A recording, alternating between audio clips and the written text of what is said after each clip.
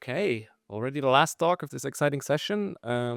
Alexander is going to talk about Bluetooth trackers. Please take it away. Yes, hi. Today I'm going to talk about our paper, Please Unstock Me, Understanding Stalking Protection, Stalking with Bluetooth Trackers and Democratizing Anti-Stalking Protection. So first I want to start explaining the issue. What is actually happening? Since years, there are loads of Bluetooth trackers that are available. And for example, most of you probably know the AirTag, but there's also Tile that's selling Bluetooth trackers since 2014 and Samsung Smart Tags. And you can attach them to all your things like umbrella or your wallet or your keys. And when you lose them somewhere, you can know where you lost them. But the Bluetooth trackers go even further. It's not just the last location where the Bluetooth tracker has been seen as saved, it's also the location where the Bluetooth tracker is at the moment, because a huge range of iPhones and other devices, they are helping finding your tracker and they are reporting this back to you. So if you lose your AirTag and it moves around, then you can see where it is. So this obviously then triggers the dark side of this, and attackers that are planting Bluetooth trackers at other people or valuable goods like cars to identify where they are going. So, for example, as a stalking attack, it's a Bluetooth tracker is hidden at someone's backpack, and they are so small, so the person doesn't realize it. And when they go somewhere, the stalker or adversary here can find where they are. And also with cars, they are finding out where the car is parked at night, and then they are able to steal it. So this is not just a scientific problem, it's an actual problem that's happening. There have been lots of reports in the news, New York Times talking about it. And also there are now news that these trackers are not just used for this malicious purpose of stalking people, but also for tracking illegal goods and weapons. And on the very dark side, there's also cases where the AirTag has been used to track someone, which has then been killed afterwards, just by revealing this person's location. So we have asked ourselves three research questions in this work. First, how severe is the problem of misuse for location stalking? Which measures are considered effective as an effective stalking protection? And what are the privacy implications for benign tracker owners when they have such a tracker? So our method is twofold. First, we have a user data analysis with over 14,700 people participating in here. 9,000 were on Android and 5,000 on iOS. And we have an online survey with over 5,000 people participating, where we asked questions about general stalking experience, but also about their experience with Bluetooth trackers and which adversaries they are afraid of. So how did we get that much user data? We have this app called AirGuard. It's installed at over 200,000 different devices, and it's an app that detects if a tracker is following you. So, for example, initially we launched it on Android for the AirTag because there was no other protection.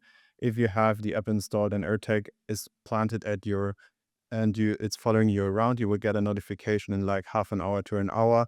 You can see where it is. And here in this example, I'm testing the app with the newest tracking device, the Google Find My trackers, and they on my way with the train from Germany to the UK. And you can see that it has been recognized at several locations, got several warnings about this. So people are able to share anonymous data with us, so we don't know where they saw the trackers or who they are, but we know which trackers they saw. So we look at what trackers are actually out there.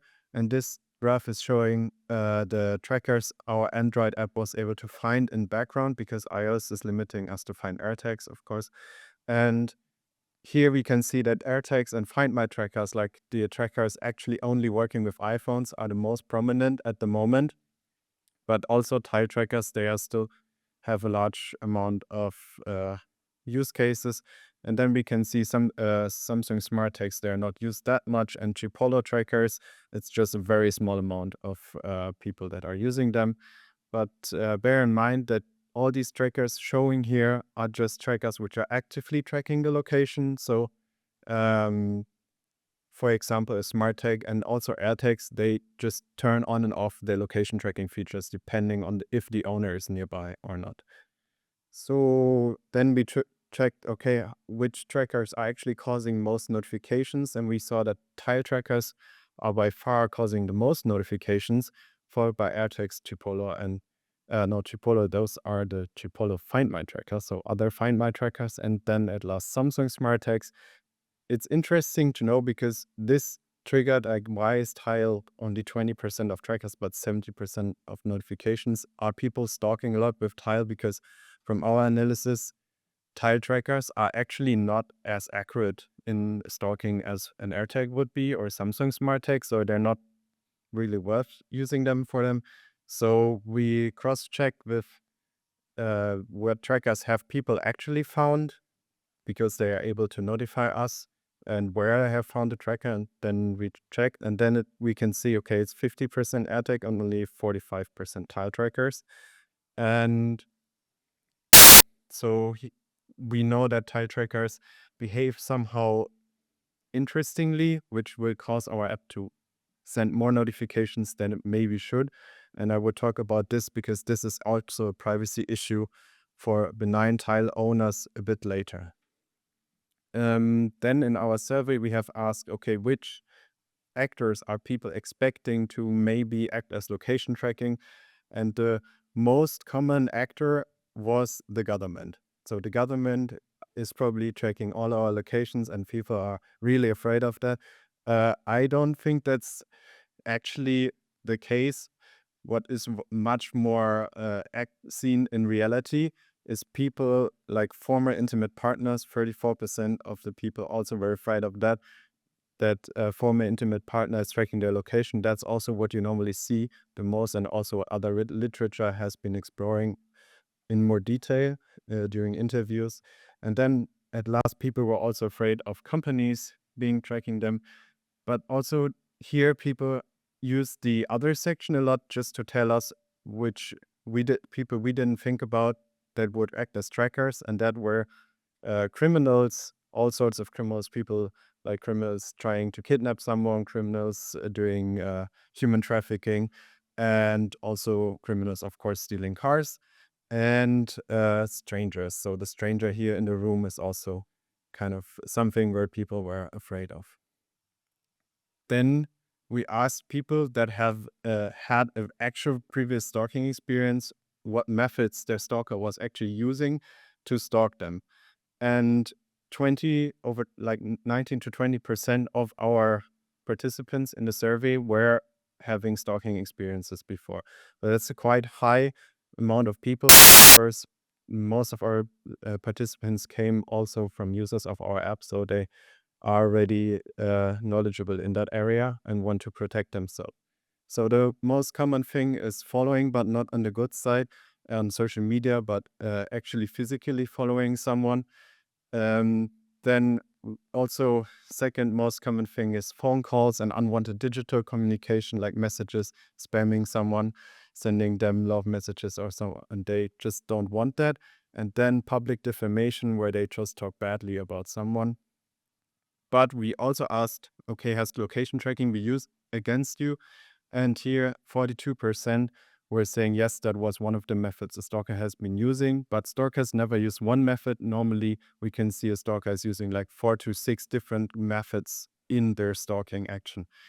Now, why have I separated these two groups? Because we also looked at the legal side and all the things here on the left side. It's illegal in many countries. So we looked at France, Belgium, Germany, the UK, and these things are normally illegal. But when you look at location tracking, it's like the new form of stalking, and a lot of laws don't uh, look into that. And it's only France that has a dedicated law that forbids location tracking in the digital manner. And all the other countries, it's kind of, you could say it's maybe a bit following, but it's not actually physically following. So it's hard to say in front of a judge, which is the actually. So then stalking protection, there people were wanting anti-stalking apps, so that's great. They also want system integration. That's also going forward. Android can find AirTags, and Apple can find Google trackers, so that's good. Then privacy by design. Trackers should make a sound or light when they are traveling with someone else who's not the owner. And also people were asking for ID verification. So if the stalker would be using a tracker, you find it, you can identify who it actually was. And then we also saw that 222 people were actually detecting a tracker with our app. So that's good. And then we asked them, where was it hidden? And the most largest group is in the car, but also we can see it's different with app users and people who participated in the survey, that in the survey, a lot more people were also reporting trackers in their backpack or purse. So the last thing I quickly want to go over is the privacy issues for tracker owners. If you have a tracker and it's from Tile, it uses a static MAC address, which is really bad because anyone who can do a Bluetooth scan, he doesn't need to know anything about how this tracker works, can see if I do a Bluetooth scan here, I can see you here, and I do a Bluetooth scan later at lunch, I can see the same person as at lunch, and then I do one at the hotel, I see the same person as in my hotel. So it's very easy for any adversary with the Bluetooth scanning capability, which is really easy to get, to track you while you are using a benign tracker just as a benign use case. The AirTag can actually also have static MAC addresses, but only when it's in the low battery mode, but that can be up to 170 days. So if your AirTag is reporting low battery, just change the battery and you should regain your privacy as long as there is no other issue with like the implementation. And then I just leave the slide with the key takeaways here because I'm short above my 11 minutes and we can have time for some questions.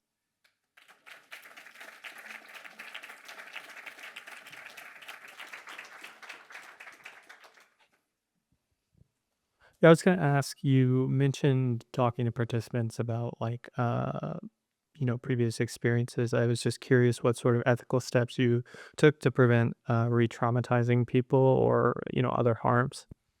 Yeah, so we informed people, of course, that they don't have to answer any question. So our survey was basically very open. So they could have stated, yeah, I have a previous stalking experience, and then not answered any other question. And we also we didn't really go into if we re-traumatize people with our questions, but we asked people if then our app would re-traumatize them if they would get a false alarm. For example, if you see a tracker while you're traveling with the train and there's just someone else next to you having a tracker. And there, most people were actually saying the first time, or like some people were saying the first time they were actually really afraid, but it helped them to understand how the app works and that the app works, and that in the end reassured them that it works. So that it's also something good. But yes, it's an issue that we don't want to do. Yeah. Any other questions?